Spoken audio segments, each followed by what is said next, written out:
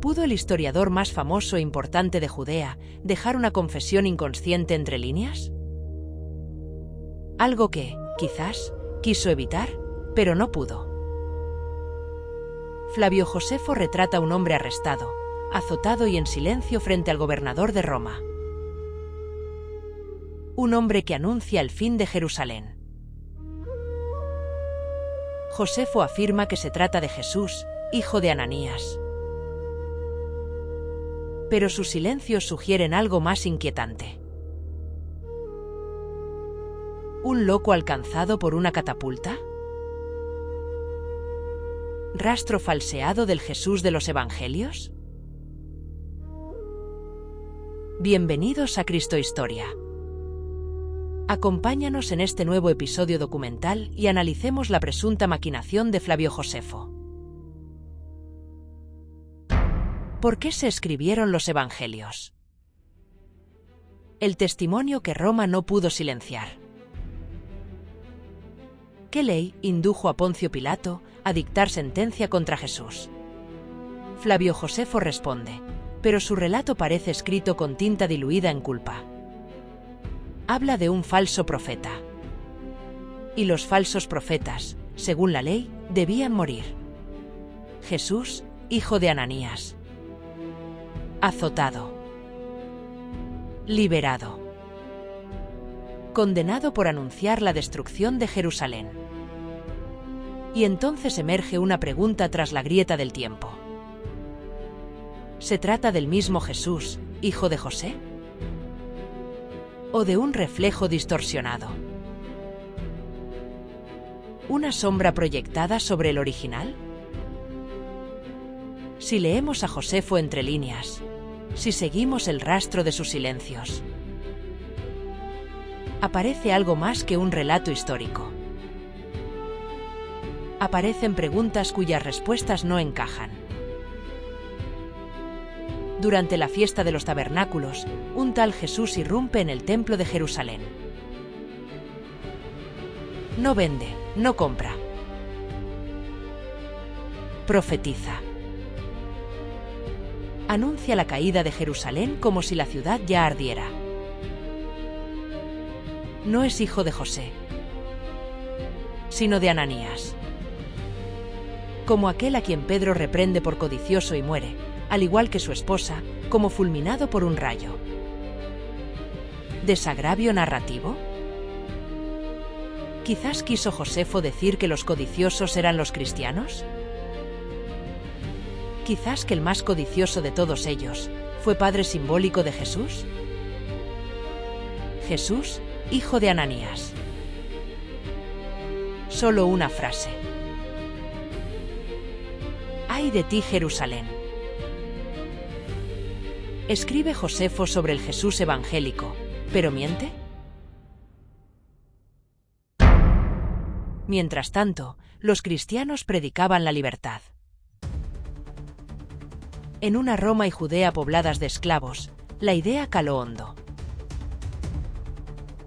Los ecos de Espartaco y de la rebelión de esclavos aplastada por Pompeyo aún resonaba por todo el imperio. El cristianismo ya no era una secta marginal.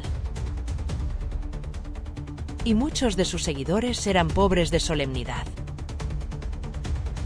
Y esclavos.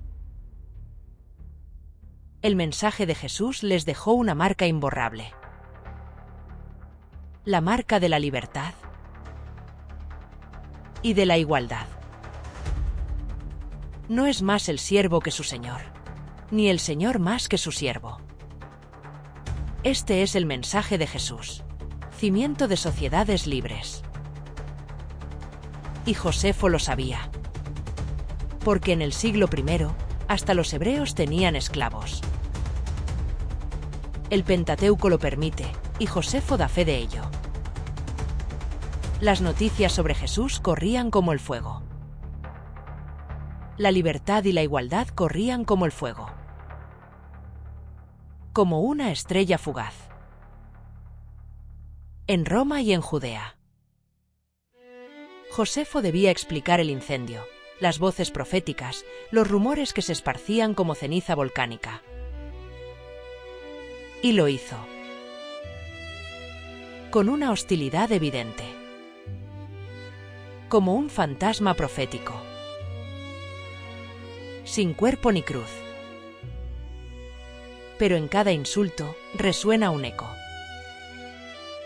El tormento de la culpa. El gobernador no era Pilato, sino Albino. Dato que sitúa el incidente entre los años 62 y 64.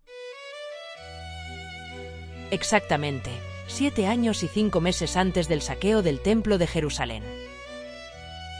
¿Por qué tanta exactitud para describir a poco más que un pobre desdichado? Demasiado interés para un historiador judío que sabe lo que escribe. Josefo nos sitúa en abril del 63. Cuando los evangelios, quizás, comienzan a ser redactados. ¿Pretende negar la resurrección? ¿Insinúa, tal vez, que Jesús seguía vivo? ¿Quizás que conspiraba contra Roma, al mando de una legión de esclavos y pobres de solemnidad? ¿Tal vez que pudo ordenar el incendio de la capital del imperio? Popea. Otón. Tigelino, prefecto de la Guardia Pretoriana.